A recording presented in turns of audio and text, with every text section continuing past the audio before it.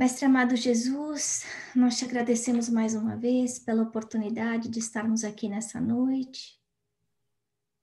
Vamos cumprimentando a equipe de André Luiz, de Emmanuel, que nos recebe, que nos sustenta todas as semanas. Nós que estamos aí na reta final do estudo do nosso livro. Obrigada por toda a sustentação durante esses últimos meses, por nos inspirarmos, por nos proteger, por nos ajudar, Senhor, a que a gente consiga aprender um pouco mais da vida do mundo, no mundo espiritual. Graças a Deus. Assim seja. Graças a Deus. Então, esse capítulo eu achei interessante porque é como se estivesse fechando uma etapa mesmo, né?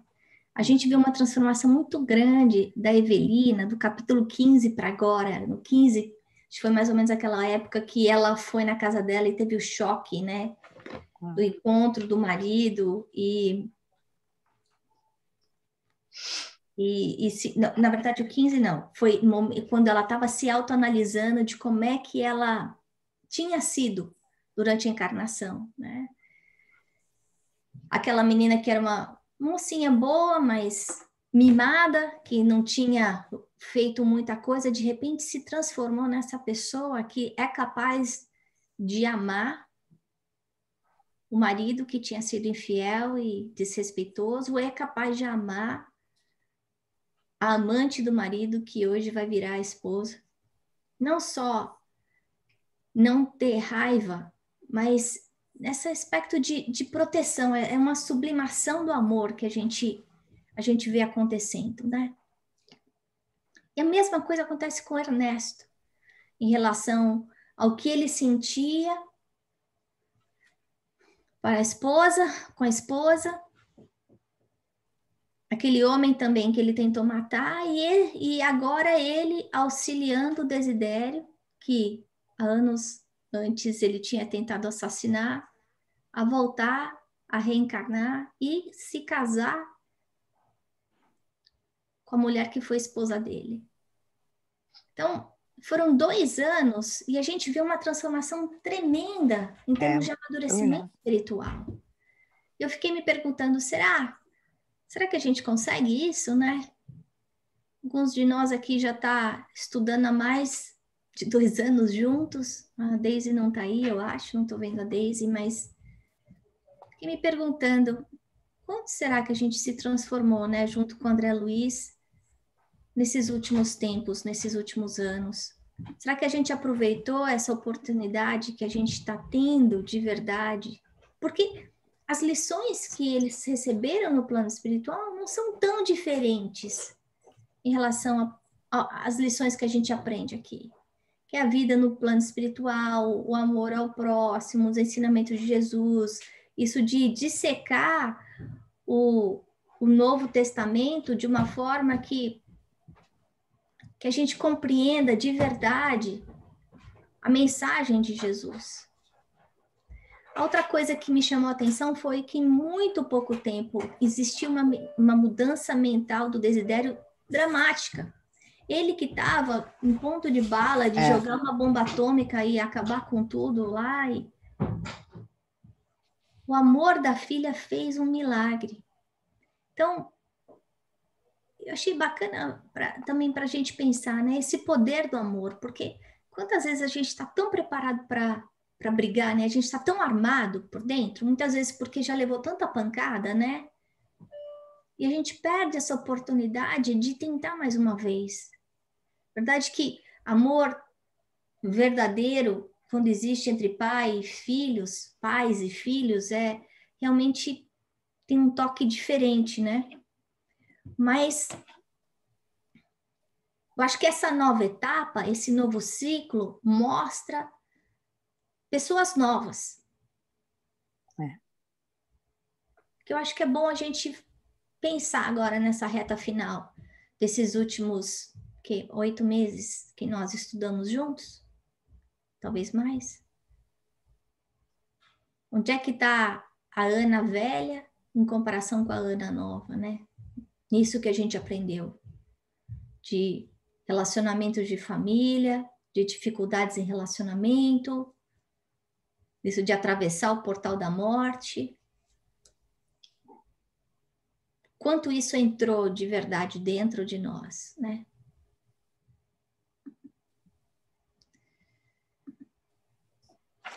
E aí a gente vê lá a Evelina cochichando no ouvido dele, várias coisas importantes. E ele fazendo essa reflexão de, será que a vida realmente termina assim, baixo da terra? Por que a gente tem que esperar, muitas vezes, uma coisa horrorosa acontecer na vida da gente? Dramática, para a gente ter esse wake-up call. Por que a gente não consegue fazer o nosso despertamento consciencial antes? Porque todos nós estamos recebendo o nosso chamamento. Todos nós já recebemos algumas vezes os nossos chamamentos. Em momentos de separação, em momentos de perda, em mudanças, em saúde. Mas às vezes precisa de uma sacolejada tão grande e dói, né? Quer dizer, é a gente que está complicando a nossa história. Então, o convite aqui de André Luiz é a gente aprender pelo amor. Que a gente tem dois caminhos, a gente vai ter que aprender de qualquer jeito. A gente pode aprender pelo amor e a gente pode aprender pela dor. E aí depende de nós. Encurtar esse sofrimento, porque muitas vezes a dor é necessária, mas o sofrimento não. O sofrimento a gente escolhe. Às vezes eu fico agarrada com aquele sofrimento, aquela coisa que me magoa há 5, 10, 20, 50 anos e não consigo largar. E isso é voluntário. Isso não é bem sofrer. Ainda mais agora a gente vendo, a gente sabendo que a vida não termina embaixo da terra, né? E aí ele passa, o Caio, por esse momento de reflexão. E aí algumas coisas para a gente pensar, né? Ele que era uma pessoa prepotente, arrogante, grosseiro mesmo, né? Desrespeitoso.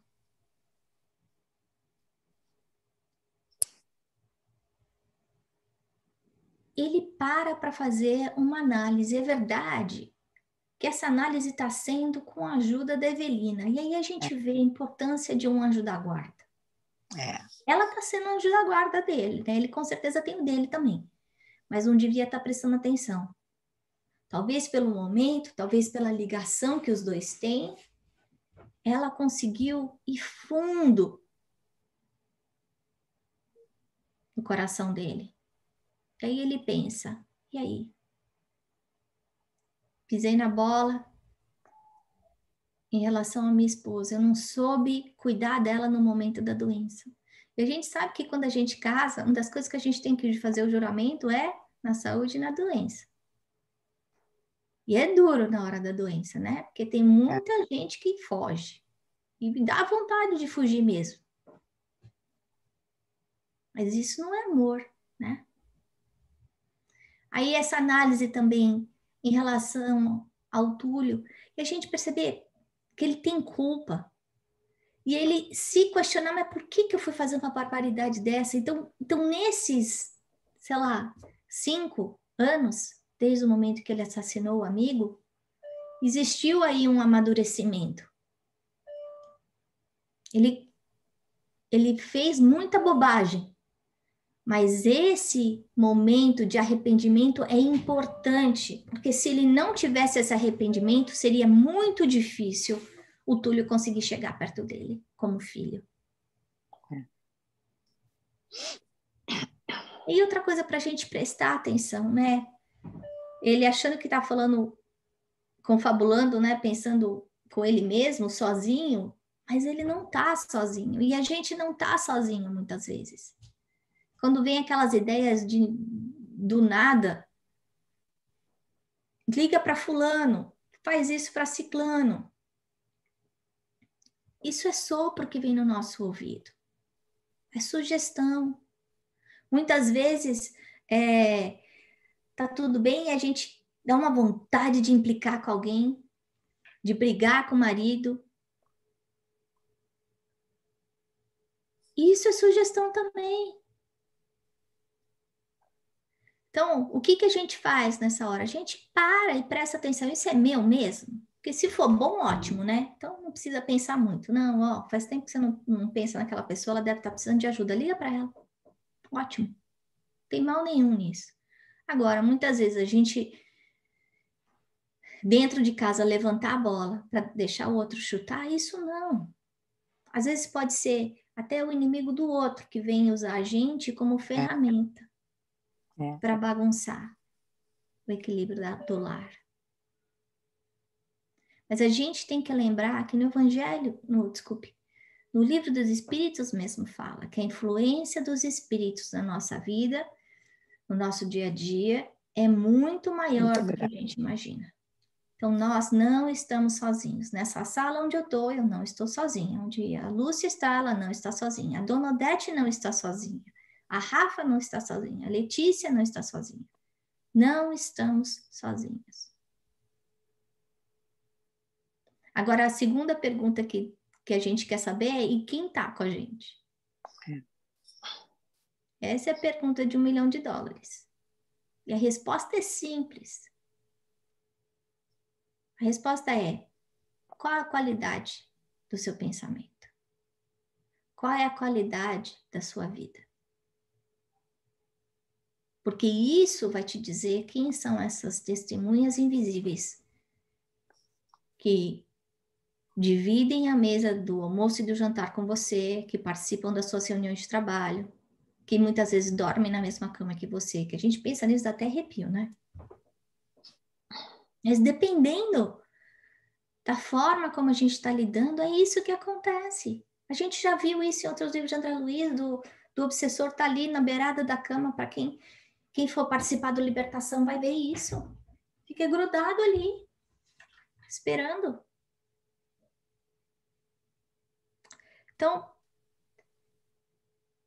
eu acho que esse capítulo é um bom ponto e vírgula para a gente, para fazer uma autorreflexão também de onde é que a gente está nessa história toda, desde o começo desse livro.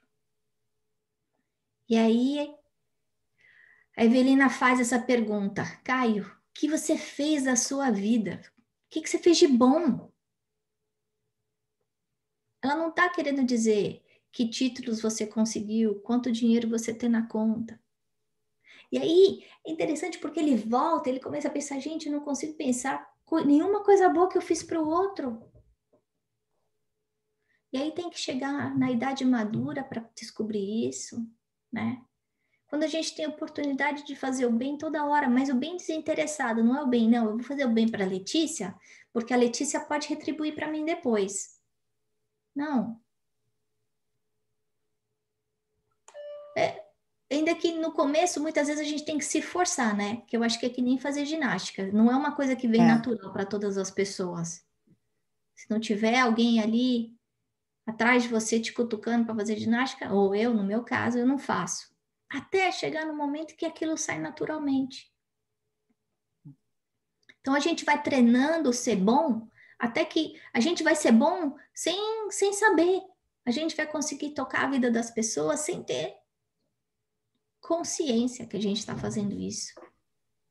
Vai ser natural, da mesma forma que a gente respira, da mesma forma que a gente toma água quando está com sede, ou vai no banheiro. Vai fazer parte do sistema parasimpático.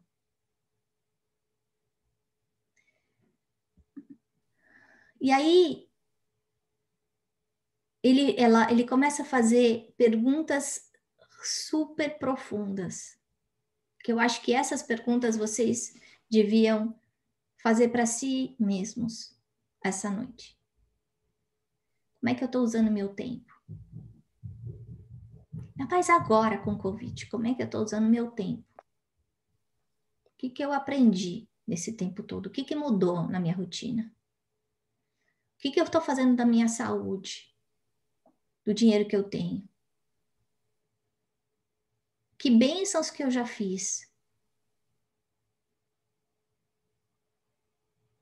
Como é que as pessoas que convivem comigo me descreveriam hoje? Quem é a Ana? Quem é a Dona Odete? Quem é a Lúcia? Quem é a Aline? Quem é o Luiz?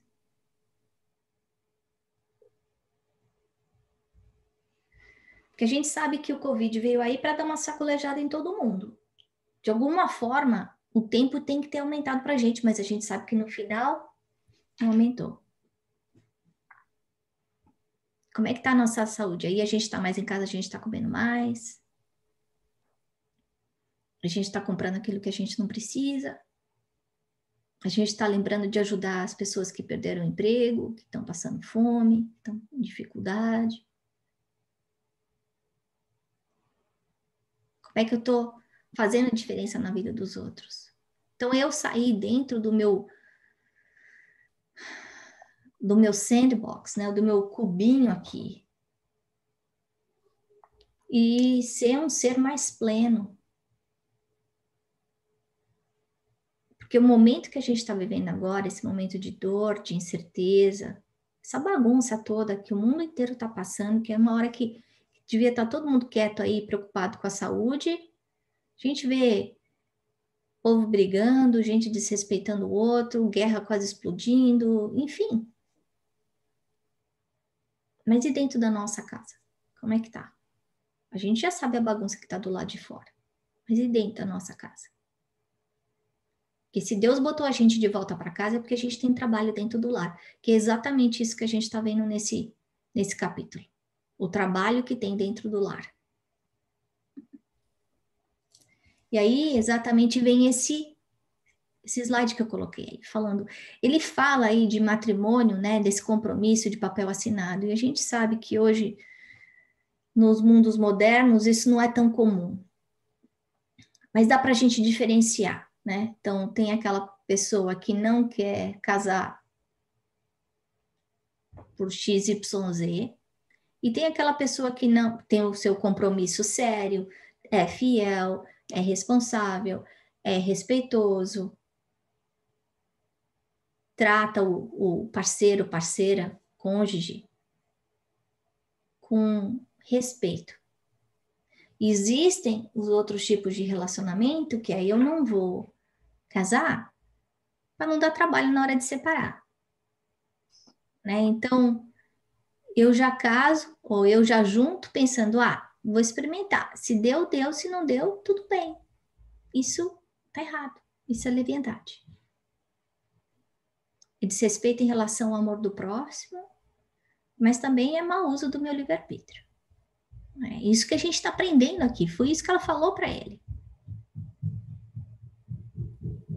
E ninguém está dizendo que é um papel que vai colocar responsabilidade, disciplina, compromisso. Porque a gente sabe que isso não acontece. Senão todo mundo que tinha papel assinado e era casado era fiel e não. Uma coisa é uma coisa, outra coisa é outra coisa. Mas aqui o que eles estão falando, ela coloca como se fosse matrimônio, cerimônia, mas a gente sabe que não é o papel que vai fazer diferença. A vida já mostrou isso pra gente. Então, o que a gente tem que olhar é, muitas vezes, esse papel funciona aí como um laço, né? Uma forma da gente se sentir, não quero dizer a palavra preso, mas envolvido mais seriamente com a outra pessoa. Mas não precisa de papel, e a gente sabe disso. E aí o convite que está sendo feito é exatamente nesse aspecto. Né? Que quando a gente se envolver com alguém, a gente tenha responsabilidade, que a gente mostre compromisso, que a gente tenha disciplina. Que a gente faça para o outro o que a gente gostaria que fizesse para a gente. Que quando a gente casa, A gente casa pensando o quê? Que a felicidade do outro vai ser a minha felicidade, não é? Quando a gente vê o outro que a gente ama feliz, a gente fica feliz. Mas aí os anos passam e muitas vezes a gente se esquece disso, né? Que esse era o nosso desejo central, da devoção, da entrega. E aí ela dá aquela sacolejada, né, de mãe, e a gente vê ela depois se referindo a ele como filho. Então a gente vê essa sublimação do amor. E aí depois que ela dá a sacolejada nele, ela vem e dá aquele banho de otimismo que todos nós precisamos. Eu acho que esse pedaço do livro também é muito importante para a gente lembrar. Confiar em Deus e na vida, que o sol se põe hoje, mas volta amanhã. Que de todos os lados a gente vê a natureza brotando, mostrando que a morte é uma ilusão. A gente que mora aqui nesse frio, a gente sabe disso, porque há 3 meses atrás as árvores estavam tudo parecendo só pau, tudo com cara de morte. Mas hoje a gente olha do lado de fora e a gente vê tudo verdinho, tudo colorido.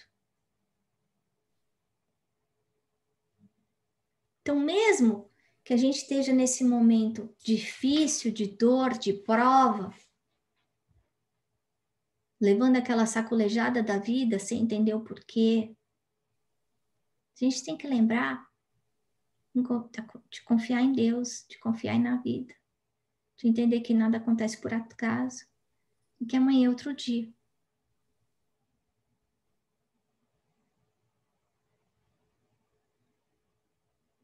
Aquela história de que tudo passa, né? Às vezes demora um pouquinho, mais do que a gente queria.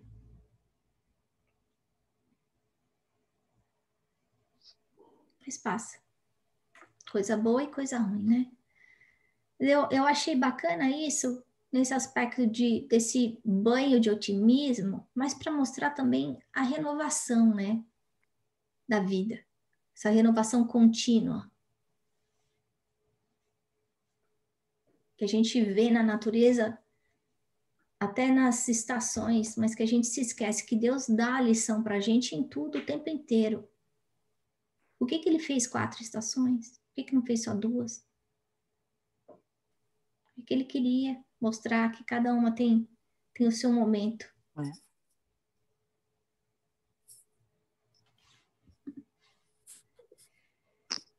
E aí, eu achei muito bacana no finalzinho, quando ela vai lá e abraça, a Evelina vai e abraça o Caio, abraça a Vera. Um abraço fraterno de amor. Esse amor sublimado, não era o amor mulher para homem, mas esse amor universal, de querer o bem para o outro. Depois, o abraço que ela consegue dar na ex-rival dela, com um sentimento de gratidão, entendendo que a vida continua, né? Então agora é o momento deles e vão estar chegando aí pessoas que estão vinculadas, como a gente já viu, para quem já terminou de ler o livro, de acordo com o Ribas, a várias encarnações, vinculadas e continuamente se magoando, se ferindo, se desrespeitando, errando, né?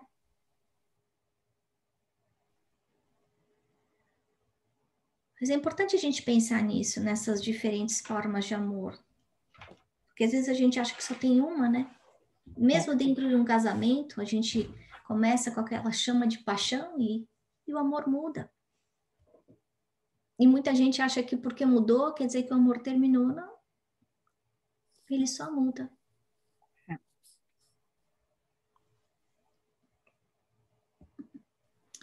para a gente encerrar o estudo de hoje, coloquei algumas coisas. Primeira é a reflexão que ele faz em relação a poder ter vivido a vida, né? Aproveitado, ido para as festas, as farras. Mas ele voltava vazio para casa. E as nossas farras podem ser farras diferentes, né? Então, muitas vezes as nossas farras podem ser viagens, podem ser compras no shopping, podem, não necessariamente só festa, pode ser comida. Nossa fuga. O ponto aqui desse prazer da matéria é a fuga. Qual é a nossa fuga? E a gente perceber que a nossa fuga não vai trazer felicidade. Porque o que vai trazer felicidade é o amor pleno. É fazer o bem. E a gente está inteiro. A outra coisa para refletir é que esse sentimento de culpa, isso de ter caído a ficha para ele e abrir as portas para esse reajuste, né? Um reajuste que o Túlio não ia estar pronto, tanto é que não sabe quem é o pai, que era para não bagunçar.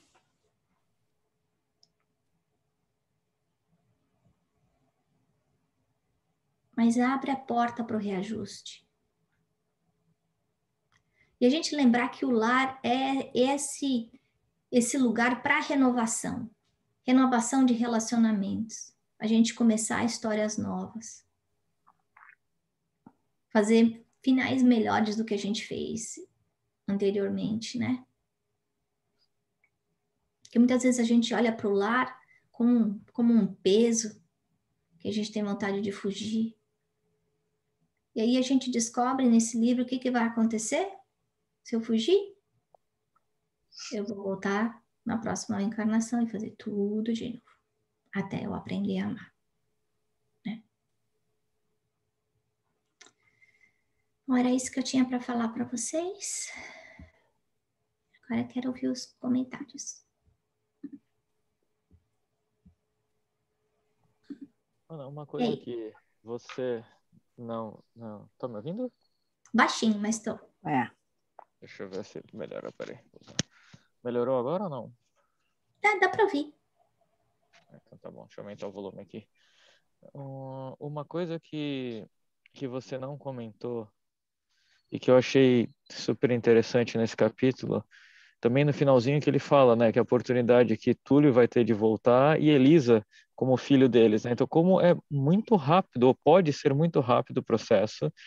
Claro que eles foram bem amparados, né, e estão sendo auxiliados pelo plano espiritual, mas é impressionante nessa velocidade. E aí me fez refletir, né, olhar internamente para minha família, para o meu relacionamento com os meus irmãos, com os meus pais, enfim, né, com os meus parentes mais próximos, como a gente nada é por acaso, né? Então, de certa forma, o quanto a gente pode ignorar isso ou entender mais, né, ou aceitar as diferenças que a gente tem entre a gente, ou aceitar, até às vezes fico pensando nos meus filhos, né, qual será a história que eu tenho com a Rafa e com o Bruno? Só Deus sabe, graças a Deus eu não lembro nem eles, né, porque é uma oportunidade, com certeza, que eu estou tendo de resgatar isso, né, então tem que aproveitar isso e ficar feliz, né, estou tendo a oportunidade de, aqui ó, falando nele, ó, quem aparece aqui, ó. Oi, bonitão. Enfim, né, essas dádivas divinas que estão aqui conosco. E graças a Deus nós não sabemos o que se passou, porque aí a gente pode cultivar o amor puro de novo. É isso aí.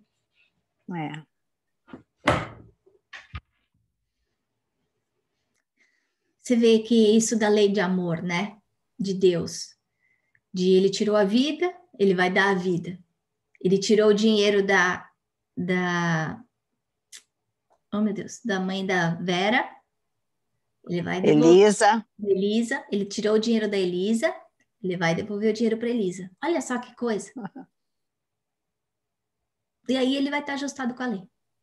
Ele tira a vida do Túlio e vai dar a vida para ele. Vai, né? a vida para vai ele. trazer ele a vida. É isso aí. Agora a gente pensar, será que o Túlio vai ser um filho fácil? Com certeza não. Mas e aí a capacidade dos dois, principalmente do Caio, para saber amar, educar, né? Cuidar.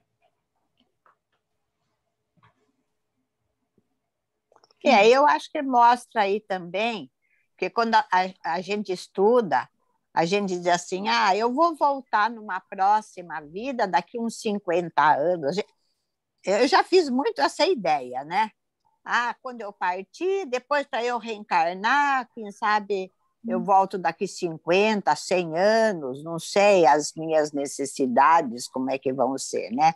Mas existem esse caso dessa história, até que foi um reencarne que não foi muito demorado, né?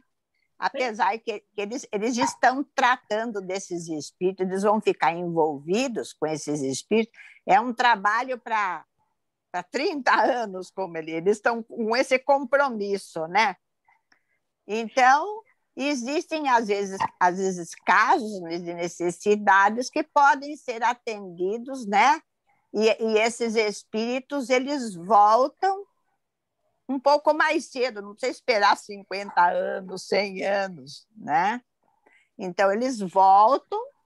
Então, existem os casos que há uma reencarnação mais rápida e outros processos mais demorados, né?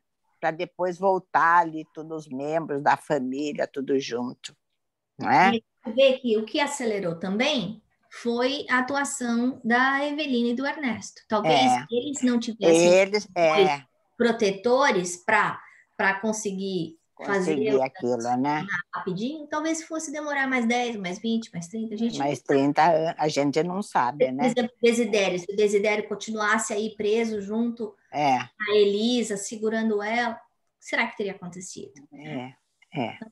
O amadurecimento dos dois, do Ernesto e da Evelina, facilitou isso, né? Porque ela também amadureceu, ela cresceu espiritualmente de uma maneira até que rápida, né? Muito rápida. Muito rápida.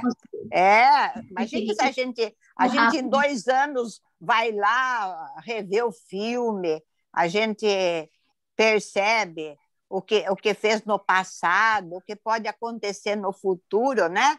Foi um tempo relativamente curto. Muito curto, né? Mas a intercessão das pessoas ali, né? E as necessidades dos espíritos. Então, daí que a gente vai sentir, né? Que agora com o esquecimento a gente não avalia, né? Verdade.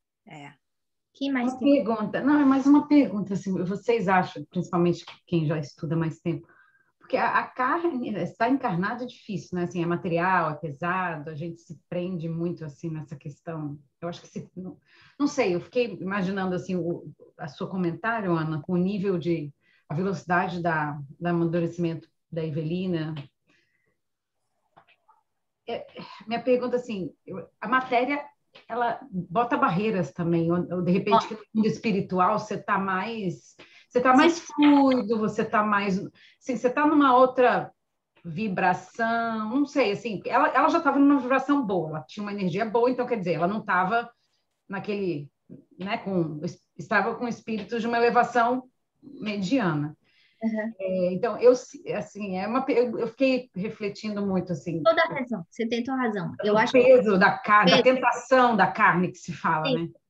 Tem esse aspecto, né, da matéria que é muito intensa para a gente, e a gente, por causa dessa amnésia que a gente tem, né?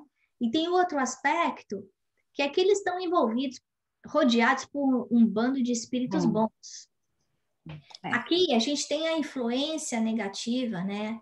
A barra espiritual do planeta, que é um planeta muito pesado ainda. Então, isso também atrapalha. O ambiente mais propício. Pode dar errado, mas... No livro Os Mensageiros, a gente vê os casos, né, dos médiuns que estavam super bem treinados, prontos, tal, para fazer um super trabalho, chega aqui, pá, erra. Tudo de novo. Né? Então, justifica? Não justifica. Mas talvez esse seja o mecanismo da prova também, né? Porque aqui é mais difícil. Mas é aqui que a gente vai evoluir. Mais algum comentário antes da gente encerrar? Pode falar.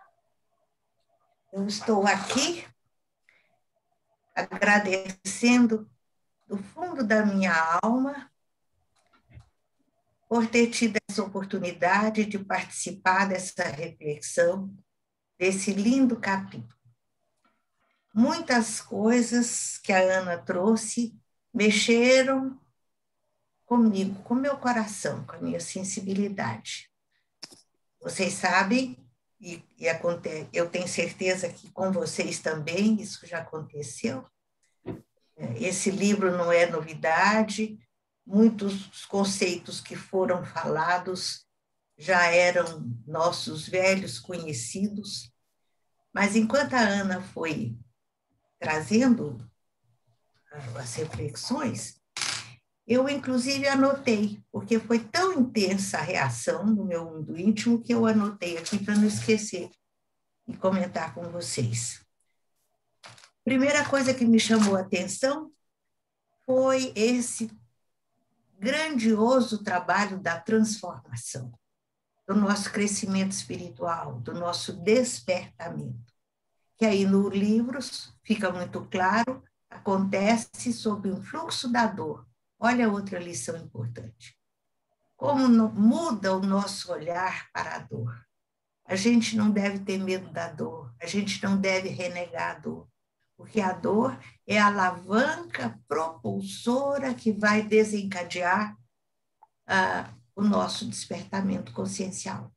Enquanto nós somos pequeninos, criaturas singelas, desinformadas, a dor é que nos leva para frente. Depois que a gente acorda, como foi aí o caso da Evelina, a gente caminha pelo amor.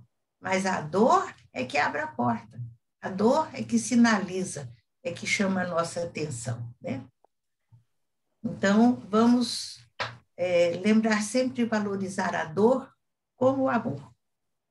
E esse processo de despertamento acontece, a gente viu aí muito claro no capítulo, com encarnados e desencarnados. E se a gente quiser enriquecer a nossa experiência evolutiva, não podemos deixar de fazer questionamentos. Tudo que a Ana falou sobre questionamento aí é para ser pensado e repensado.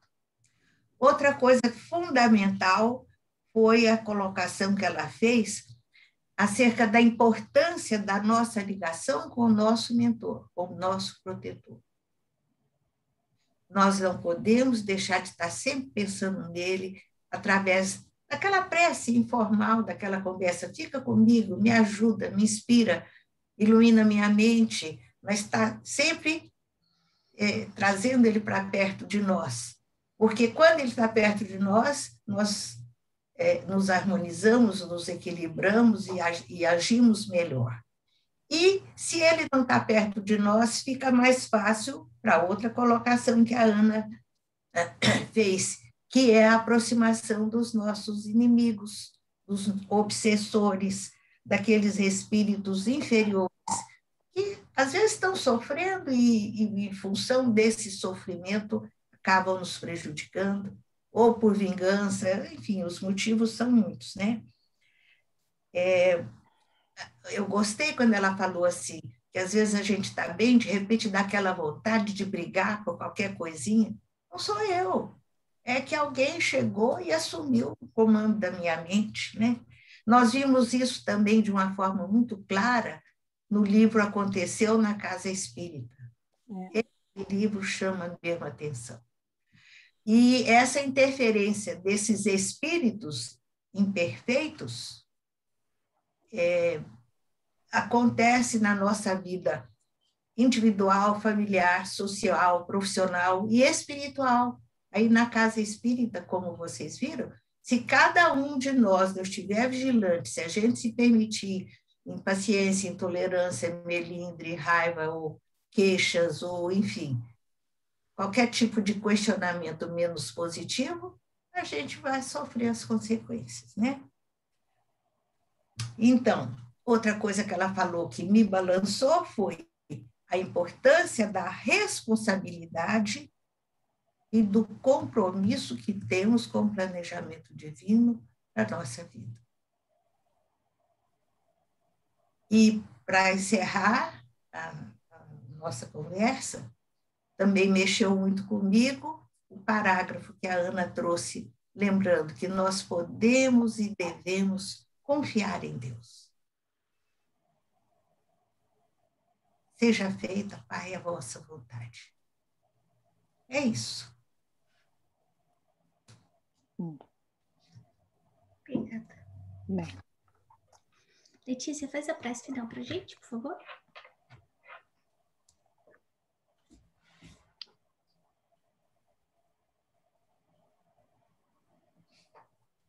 Vamos fechando os nossos olhos, serenando nossas mentes e agradecendo a Deus por mais um dia de estudo, por mais um dia de reflexão, de aprendizado das coisas do mundo espiritual.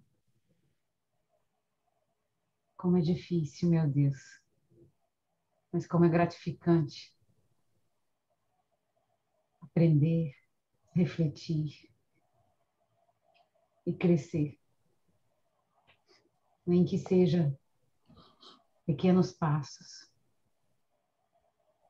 dia após dia, seguindo no rumo da transformação, da reflexão e da nossa elevação espiritual, nossa energia, do nosso pensamento, do nosso amor, da nossa fé. Pedimos aos espíritos que aqui nos acompanham, os bons espíritos, que iluminem o nosso lar, que tragam amor, que tragam paz neste fim de noite tão lindo aqui de Portland. Que esse sol que brilha no horizonte seja o nosso rumo, nos dê um guia, nos dê uma direção, nos dê força, nos traga confiança. Que Deus é nosso Pai, Deus está cuidando de tudo, e que todo momento a gente entrega a nossa vida, os nossos amores, a nossa família, as nossas decisões, a esse ser tão maravilhoso que nos criou. Muito obrigado, que tenhamos uma boa noite, que o nosso anjo guardião esteja com a gente agora e sempre. Assim seja. Que assim seja. Deus nos abençoe a todos.